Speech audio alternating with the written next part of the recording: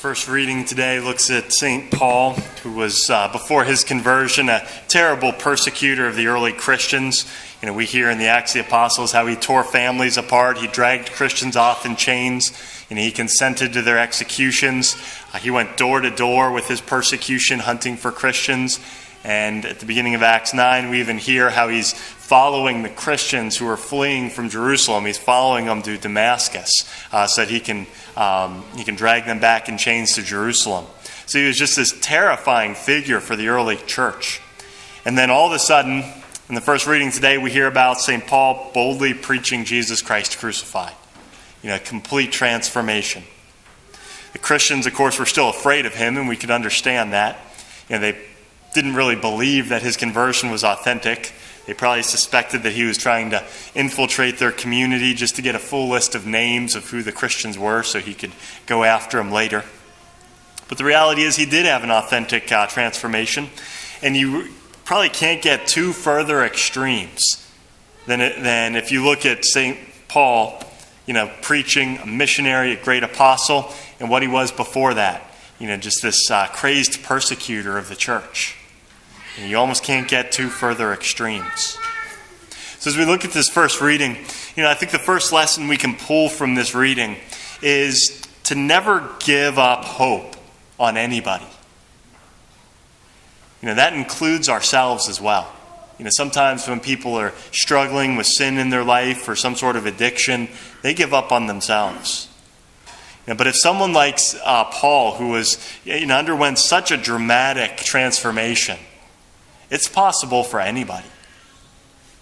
When we struggle with family members who perhaps have left the faith, some of them for many years, or people who struggle with addictions, or when we deal with broken, divided families and the tension and anger that can result from that, it's important for us to keep in mind that nobody is beyond hope.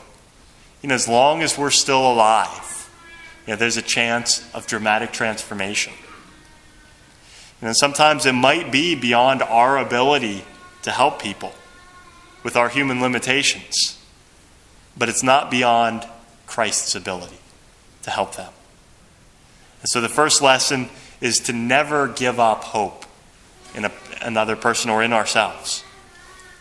And the second lesson is, what is it that brings about the transformation in Paul? It's an encounter, a powerful encounter with the risen Lord. That single encounter transformed Paul's entire life and his entire personality and what he was dedicated to. And in one encounter with the risen Lord can do the same for us. I think it might help to imagine what that encounter might have been like for Paul. When Jesus Christ appeared to him and said to him, why are you persecuting me? And I think one thing that happened as a result of that was Paul realized that everything he had dedicated himself to in terms of persecuting the church was completely wrong. The path that he had set himself on was the wrong path. He came to realize that totally and completely. But then that wasn't followed up by a rejection from Jesus Christ. Christ doesn't say, hey, you are persecuting me, you are persecuting the church, here's your punishment. Get ready. That's not what Christ says to him. What Christ says to him is, I have chosen you. He calls Paul into this close, intimate relationship with himself, and he says, you will be a chosen instrument to bring my name to the Gentiles. So Christ sees right through the disorder in Paul's life and calls him to what he was created to be, an apostle. And Christ does the same thing for us. When we're on the wrong path, he sees through that. And he doesn't seek just to punish us. He seeks to call us to who we were created to be.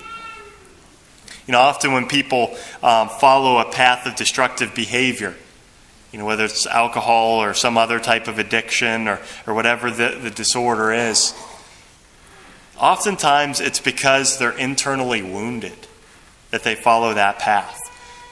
No clear thinking person is going to wake up one day and say, hey, I think it's a great idea to try heroin. Let's see what happens. Let's see if this is a good idea or not.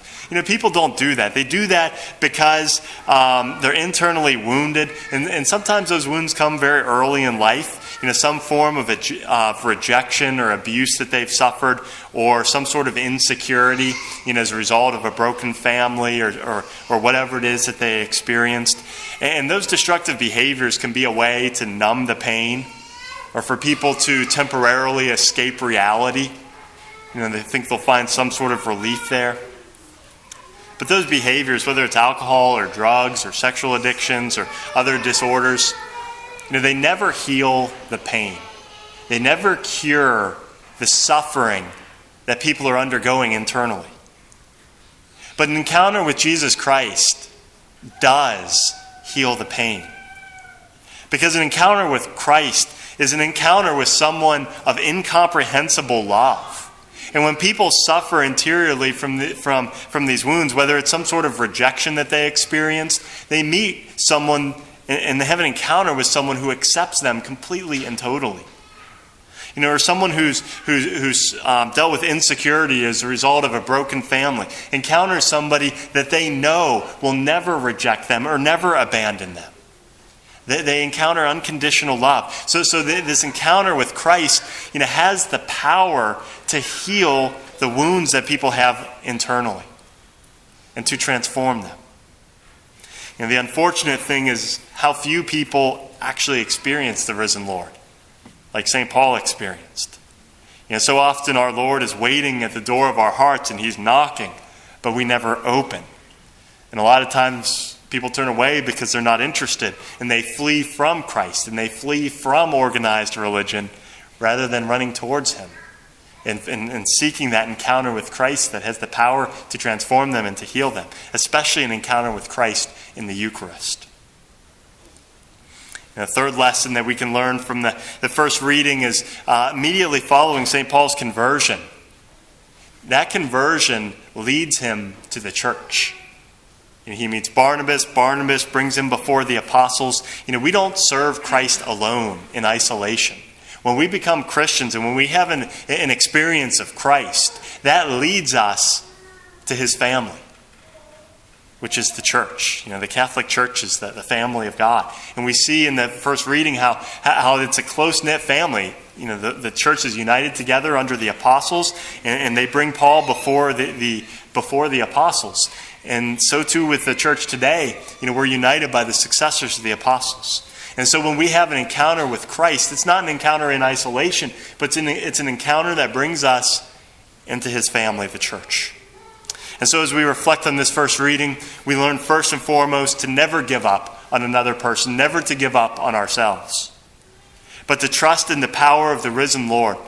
Power that's so great that a single encounter with our Lord can overcome any darkness or any sin that we're experiencing in our lives. And so on our part, we should seek that encounter with our Lord, especially in the Eucharist and in the church. An encounter that will transform our lives and change everything. And to seek our Lord preeminently in his church and in the Eucharist.